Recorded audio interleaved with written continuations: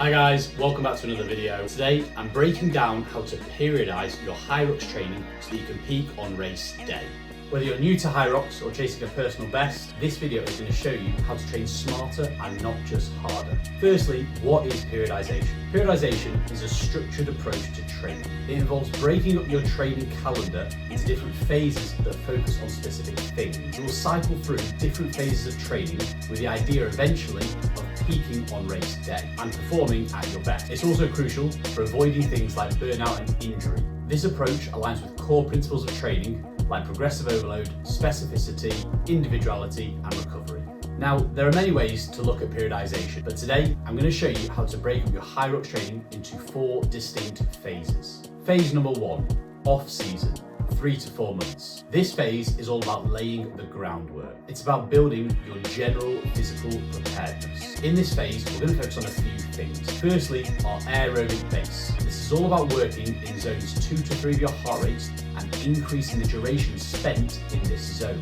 We can do this through a mixture of easy runs and erg circuits. We're also going to focus on developing our basic strength. This doesn't have to be so HYROX specific, given the fact that the race is a long way away. Instead, we're going to look at quality strength-based exercises like the squat, deadlift, bench press, pull-ups, etc. These exercises will then eventually translate over to the HYROX stations when we arrive at that point in our training phase. Another thing we're going to work on in the off-season is improving mobility and functionality. Since we have so much time until race day, now is a brilliant time to address those areas of weakness and fix any possible imbalances we might have.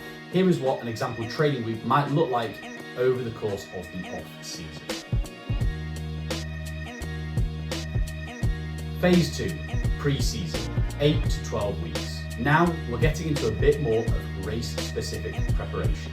Whilst our volume is going to remain quite moderate, our intensity is going to ramp up. We're now also going to start to introduce some HYROX-specific sessions and station drills. Whilst we absolutely want to keep our basic strength work, we can start to add in station work at the end of our strength-based sessions. We can also start to add in more varied running sessions. Instead of just doing these long base building runs all the time, we should start to implement interval-based runs, tempo runs, and threshold work. This is all about building speed on top of the endurance work you've laid in the off-season. We're also now going to start to practice race day simulation. At least once a week should now be focused on a quality HYROX simulation. This is just going to get us used to the race day demands and it's going to get some exposure to the stimulus of the race. This is how your training could progress over the course of this training phase. We start off in a bit of a base phase, we then go into an intensification phase, and lastly we go into the peak phase, which brings us to the next phase of training.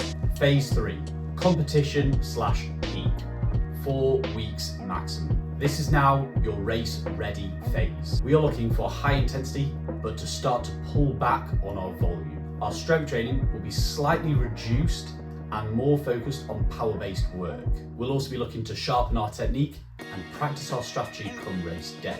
In this phase, we'll definitely be doing some HYROX specific workouts with either full or partial simulations of the actual race. At the end of this phase, we will begin to taper and pull back on our volume even more, but it's crucial we keep the intensity high so that we can peak on race day, so as not to lose any of the adaptations we've already made.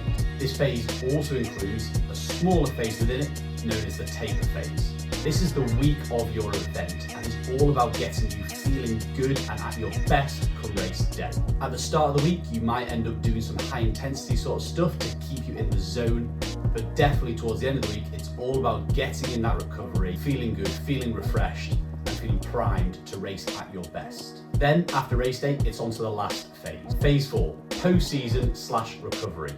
3 to 4 weeks. So you've just raced and you're wondering what should you be doing in your training now? Well, we can actually break this up into 2 parts. Part 1 is the first week after competing. This is all about getting in some complete rest or active recovery. You can even do some light, enjoyable activity away from HYROX, like cycling, swimming, etc.